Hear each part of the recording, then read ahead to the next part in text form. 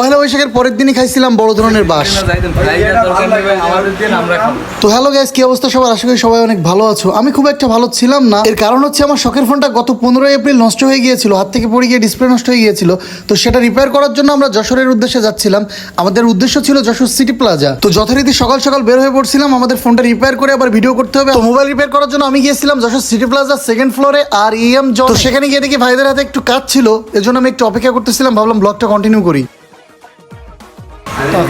তো ভাইয়ার হাতের কাজ শেষ হওয়ার পরে ভাইয়া আমার ফোনের কাজটা শুরু করছিল। ভাইয়া আবার দেখাচ্ছিল যে এলসিডি কেমন। তো ভাইয়া খুবই আলতো হাতে দক্ষতার সাথে আমার ফোনটা রিপেয়ার করতেছিল, আর এদিকে আমাদের ভাতিজা রনি শট নিচ্ছিল।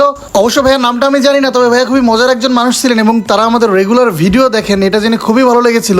ভাইয়া কাজের ফাঁকে ফাঁকে একটু একটু দুষ্টামি করতেছিল আমাদের সাথে, তাদের কার্ড দেখাচ্ছিল। এদিকে আমাদের ইঞ্জিনিয়ার ভাই আমার মোবাইলে কাজ করতেছিল, আর এদিকে আমি টেনশনে পুরো ঘেমে শেষ হয়ে যাচ্ছিলাম। কারণ আপনারা খুবই ভালোভাবে জানেন যে একজন কন্টেন্ট ক্রিয়েটারের কাছে তার ফোনটা কতটা ইম্পর্টেন্ট। কারণ এই ফোনটাতে আমার অলরেডি 16 থেকে 17টা ভিডিও রেডি আছে। এই ফোনটা যদি নষ্ট হয়ে যায় তাহলে আমার 16-17টা ভিডিও পেছনে পড়ে যাবো। আর বুঝতেই পারতেছেন 16-17টা ভিডিওর প্রজেক্ট রেডি করতে কতটা কষ্ট হবে। তো আরো কিছুক্ষণ অপারেশন চালানোর পর ভাই আমার ফোনটাকে পুরোপুরি সুস্থ করে ফেললো এবং আমার এই ফোনে নাট লাগাচ্ছিল।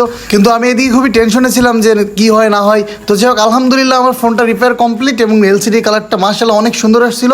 তো এখানে আরেকটা ভাইয়া ছিল, আমি একটু তার সাথে দুষ্টামি করতেছিলাম। আমাদের এই যে page night motion pix video দেখেন আপনি? হ্যাঁ দেখি ভাই। সত্যি দেখেন তো? দেখি ভাই। সর্বশেষ কোন ভিডিও দেখছেন? কোন লাস্ট দেখছি আপনার ওই চিংড়ি মাছ দিয়ে একটা ভিডিও বানাইলো ওইটা। চিংড়ি মাছের ভিডিও, তারপরে আর কিছু দেখেন নাই?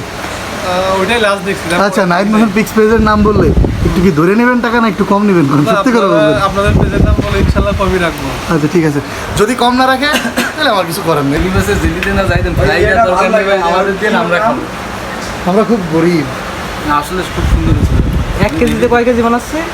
1 কেজি দিয়ে আপনারা বানাচ্ছেন কয় কেজি? প্রায় 3 কেজি। দেখেন গাইজ, আমাদের অডিয়েন্স, হ্যাঁ, তারপরে দেখেন কোনো ছাড় নাই। দেখছেন কত টাকা বিল করে ফেলছে? এই টাকা বলেন কোথায় পাবো এত টাকা?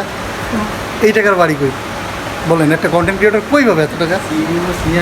দেখছেন কত টাকা বিল। তো যাই হোক, আমার ফোনটা আমি হাতে পাওয়ার পর খুবই খুশি। টাকা গেলে যাক, সমস্যা নেই, কিন্তু আমার ফোনটা খুবই ইম্পর্টেন্ট আমার জন্য। তবে সত্য কথা বলতে আর ইএম জনের এই ভাইয়াগুলো খুবই মজার মানুষ, তারা খুবই মজা করতেছিল।